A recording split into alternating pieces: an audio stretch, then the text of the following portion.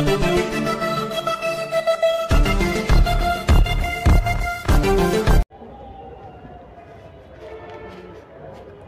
দর্শক, আসসালামু আলাইকুম। আমি ডক্টর সাবিনা ইয়াসমিন। আজকে আমার আলোচনার বিষয় হোমিওপ্যাথিক একটা ইম্পর্টেন্ট মেডিসিন নিয়ে। মেডিসিনটার নাম হইল কেলিবায়োক্রম।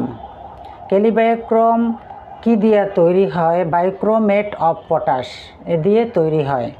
এটা মূলত কি কাজ করে আমি স্পেসিফিক আপনাদেরকে ভেঙে ভেঙে বলছি, শরীরের প্রতিটি অঙ্গ প্রত্যঙ্গ সম্বন্ধে। একটু ধৈর্য দিয়ে শুনুন।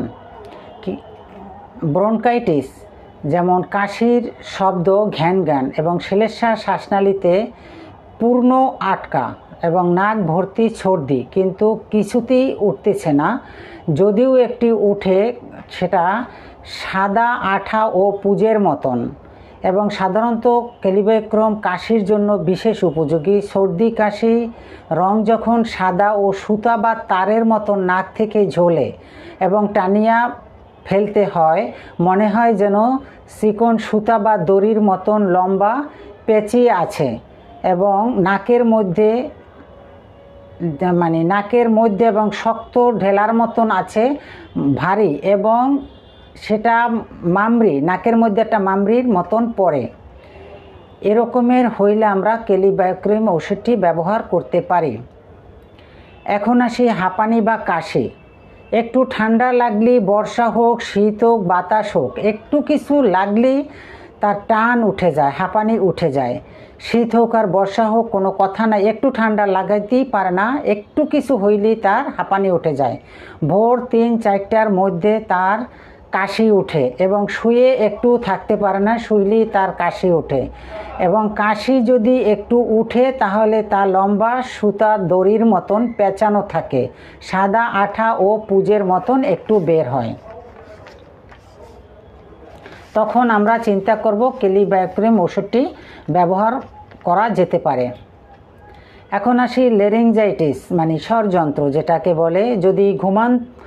যদি এই যে স্বরযন্ত্রটা যদি ফুলিয়া যায় এবং লাল বর্ণ হয়, শ্বাস প্রশ্বাসে কষ্ট হয়, আলা জিহ্বায় পুস্তা দানার মতন সাদা সাদা দেখা যায়, তখন আমরা কেলিবায়োক্রম আমরা চিন্তা করব।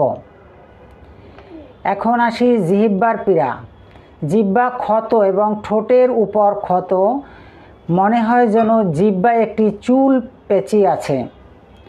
এখন ক্ষত স্থান, যদি কোনো ক্ষত স্থান যে কোনো জায়গায় হয়, এটা যদি আবার গোল হয় এবং তা গভীর হয়, তাহলে আমরা কেলিবায়োক্রম ওষুধটি ব্যবহার করতে পারব।